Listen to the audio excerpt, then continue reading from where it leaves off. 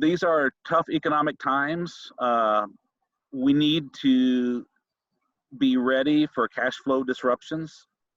We need to be ready for insurance companies saying, well, yeah, we settled that case, but we don't have anyone that can sign checks or print checks because everyone's furloughed or working from home. I can see banks freezing up lines of credit as they get nervous. They did that during the 2008-2009 crisis.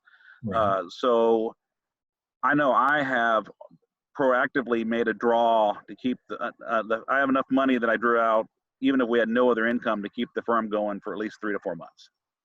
And I hate that because I'm paying interest on money that I don't need today. Right. But that way I have it in an account, and it's an account by a different financial institution than the one that gave me the line of credit.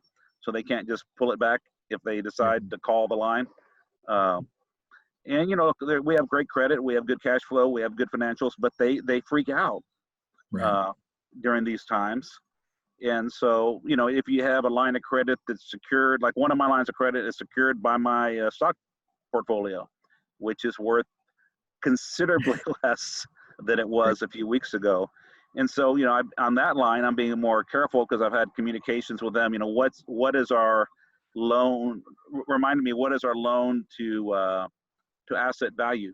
And so, I have to have what I have drawn on the line of credit has to be no more than 80% of what my balance is in my Merrill Lynch account.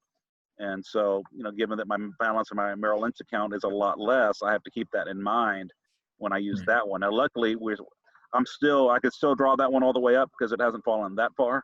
But it is, as the market continues to fall, that is something I want to look at. And I definitely don't want to pull any money out of the market because I've been through this, not the coronavirus, but I've been through market panics. And, every time I've never taken money out, and a few years later, I'm always glad I didn't.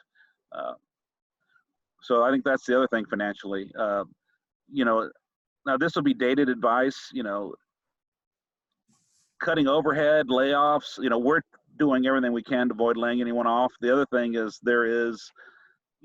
right now the Congress is fighting over what kind of stimulus bill to pass. The Republican proposal, which I don't know if that's going to end up passing or not, would also include loans to small businesses. And if the loan proceeds were used for payroll and you maintained your payroll for a certain period of time, that part of the loan would be forgiven. But if you lay people off, you may lose the loan forgiveness. So I would definitely recommend that people defer any decisions on layoffs until they see what that ends up being, because you may end up losing more in potential free money on forgivable loans than you would save from doing that. But at the same time, look, you got to do what you have to do. And, like I said, we are blessed that we had an incredible year last year, and we're in a really good position to keep people on. But if you're not, you got to protect yourself. You can always hire people back later, but you have to do what you have to do to keep your whole business afloat, because you have to be able to keep, funding cases.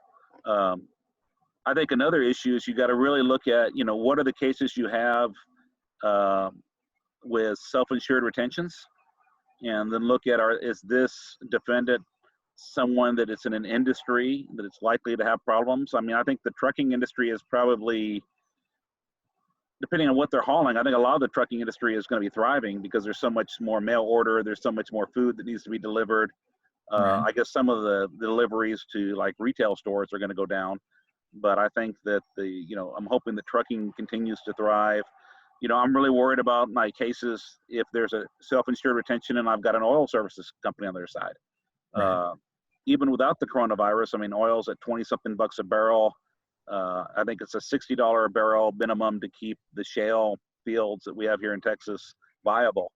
And so, some of those companies aren't going to make it. And so if you have a case that has a big, you find out that they have, let's say, $100 million in insurance, but they have $1 million self-insured retention, well, that may be gone if they go under. So you might want to look at that.